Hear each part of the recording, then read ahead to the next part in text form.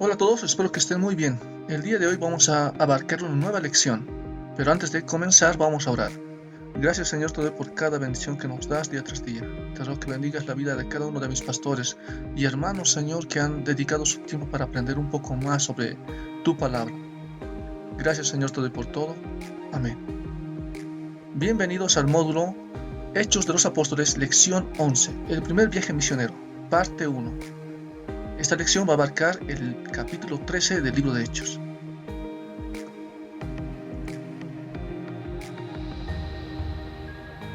Bien, comencemos. Hechos capítulo 13, versículo 1 al 3. En la iglesia de Antioquía se había conformado un gran equipo de profetas y maestros, los cuales fortalecieron el ministerio de la palabra. Tanto la profecía como la enseñanza son dones espirituales. El Espíritu Santo designó a los profetas para edificar, exhortar y consolar a los miembros de la iglesia. Es solo por el Espíritu Santo que los maestros pueden enseñar la palabra de Dios de forma eficaz. El grupo estaba conformado por Simón llamado Níger, que en hebreo significa negro.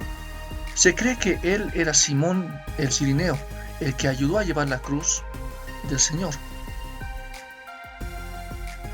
También tenemos a Lucio de Cirene. Es posible que él haya sido uno de los primeros en compartir el evangelio en Antioquía. Manaén era como el amigo de la infancia de Herodes el tetrarca, aquel que había matado a Juan el Bautista. Durante la administración del culto, el Espíritu Santo habló y ordenó que les separaran para él a Bernabé y a Saulo, para la obra a los que les había llamado. El carácter de la orden implica que este llamado ya había sido hecho personalmente a Bernabé y a Saulo. Y lo que estábamos viendo entonces era que se estaba compartiendo aquel mensaje, aquel llamado a la iglesia. Esto era más una confirmación. Después de ayunar y orar, la iglesia los liberó de sus obligaciones o funciones que hubiesen ocupado y los despidieron. Hechos capítulo 13, versículo 4 al 13. Teniendo el respaldo del Espíritu Santo y la iglesia, el viaje misionero de Bernabé y Saulo comienza en Chipre. Donde había crecido Bernabé, él conocía el carácter y las costumbres de la población. Al oriente de Salamina también existen sinagogas. Saulo se dirige a los judíos y les compartió la palabra de Dios. Al occidente de Pafos, se hace evidente que Bernabé y Saulo recorrieron toda la isla predicando. Después de esta experiencia en Chipre, veremos más adelante cómo Pablo y Bernabé se enfocarán en compartir el evangelio en ciudades claves, ya no de recorrer toda la población, todo ese espacio geográfico.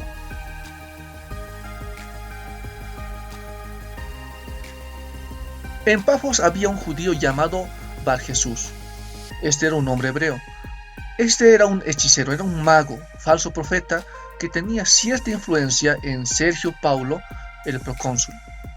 Un procónsul era un gobernador designado por el Senado romano. Sergio Paulo era un hombre prudente. Llamó a Bernabé y a Saulo porque deseaba oír la palabra de Dios. Pero Elimas, que esta es la traducción de Bar-Jesús en griego, se opone y trata con todo alejar al procónsul de la fe. La escena se describe como la verdad del evangelio contra la influencia de un mago. Por primera vez se hace mención del segundo nombre de Saulo, el cual es Pablo, un nombre romano. Este nombre era apropiado para el ministerio hacia los gentiles. Pablo, lleno del Espíritu, miró fijamente a Elimas, lo catalogó como un hombre lleno de mentira, perversión y fraude. Hijo del diablo, enemigo de toda justicia. Elimas no estaba dispuesto a cambiar. Él, si fuera posible, seguiría oponiéndose al mensaje de salvación. El poder del Señor estaba en contra de Elimas, por lo cual quedó ciego por un tiempo. Con tiempo hace referencia a que aún había una oportunidad para que se arrepienta. El procónsul fue testigo de lo ocurrido y creyó. No se maravilló por el juicio y la ceguera de Elimas. Estaba sorprendido por la doctrina del Señor. Pablo y sus compañeros partieron de Pafo y se dirigieron rumbo a Perge de Panfilia. Vemos que Bernabé pasa a segundo plano. Esto no parece molestarle, más bien respalda el liderazgo de Pablo. En Perge, Juan Marcos desertó y prefiere regresar a Jerusalén. Se fue cuando más lo necesitaban. Hechos capítulo 13, versículo 14 al 41.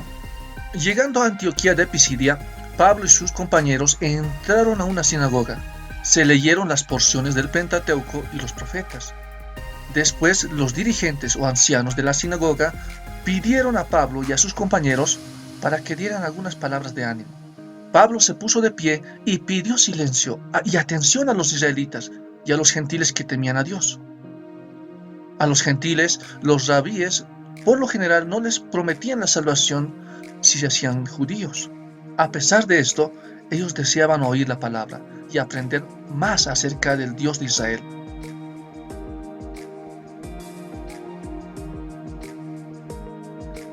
Lucas detalla la predicación de Pablo en dos partes. La primera hace un resumen de la historia de Israel, menciona la salida de Egipto, los 40 años en el desierto, la conquista de la tierra prometida, los jueces, el rey Saúl y el rey David. Dios dice de David: varón conforme a mi corazón, quien hará todo lo que yo quiero. David deseaba cumplir con la voluntad de Dios. El pacto hecho a David era conocido por Israel. Pablo afirmaba rotundamente que aquel pacto se había cumplido en Jesús. Él es el descendiente, el heredero y el salvador de Israel. Pablo les recuerda que Juan el Bautista reconoció que no era digno de desatar las sandalias de los pies de Jesús, porque él era el Mesías prometido por Dios. La segunda parte del sermón de Pablo se enfoca en la muerte y resurrección de Jesús, lo cual fue el cumplimiento de las profecías. Es curioso cómo Pablo no acusa a sus oyentes de la muerte de Jesús. Aclara que esa culpa recae únicamente en Jerusalén y sus gobernantes, los cuales desconocieron las profecías que tanto se esforzaban en leerlas cada día de reposo. Jerusalén pidió a Pilato la muerte de Jesús, sabiendo que era inocente. Después que murió en la cruz, fue sepultado, pero al tercer día Dios lo levantó de entre los muertos. Resucitado, se apareció a sus discípulos. Las promesas dadas a los patriarcas, a David y a toda la nación de Israel se habían cumplido en Jesús. Solo en Él hay perdón de pecados y somos declarados inocentes, libres del castigo eterno. En una palabra, somos justificados.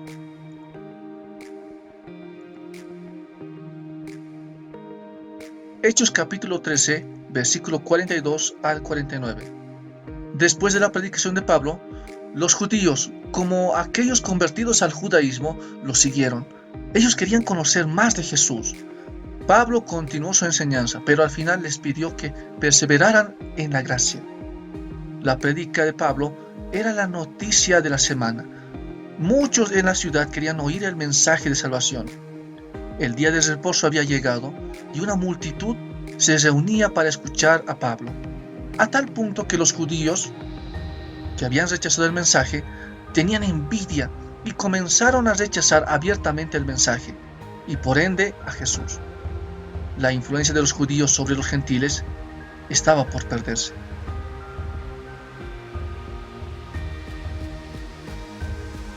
Una serie de insultos eran hechos tanto a Pablo como a Bernabé, y ellos respondieron: si bien era necesario que el evangelio debía ser predicado primero a los judíos, pero por cuanto ellos habían rechazado la obra y la suficiencia de Jesús para la salvación, se habían hecho a sí mismos como indignos de la vida eterna.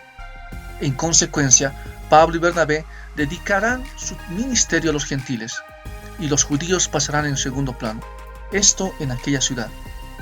Los gentiles se regocijaron y glorificaron la palabra del Señor, y creyeron todos los que estaban ordenados para vida eterna, de tal manera que el mensaje de salvación fue predicado por toda la provincia.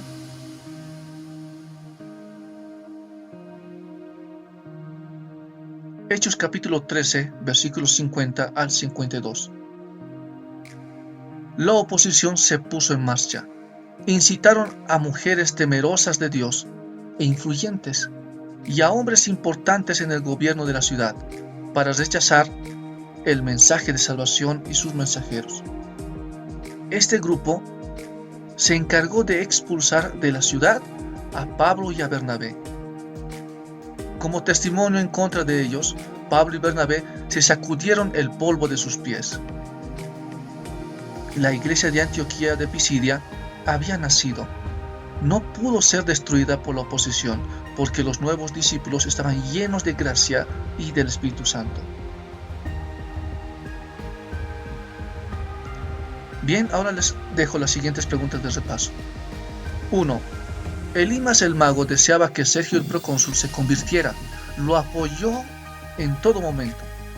2. Cuando Pablo y sus compañeros arribaron a Perge de Panfilia, ¿qué decisión tomó Juan Marcos? 3. En Perge, la sinagoga le da la palabra a Pablo. Él hace un resumen de 4. Pablo predica a Jesús. ¿Qué aspectos resalta en especial? 5.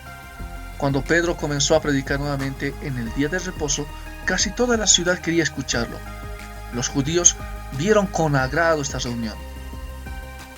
Bien, muchas gracias por su atención y nos vemos en la siguiente lección.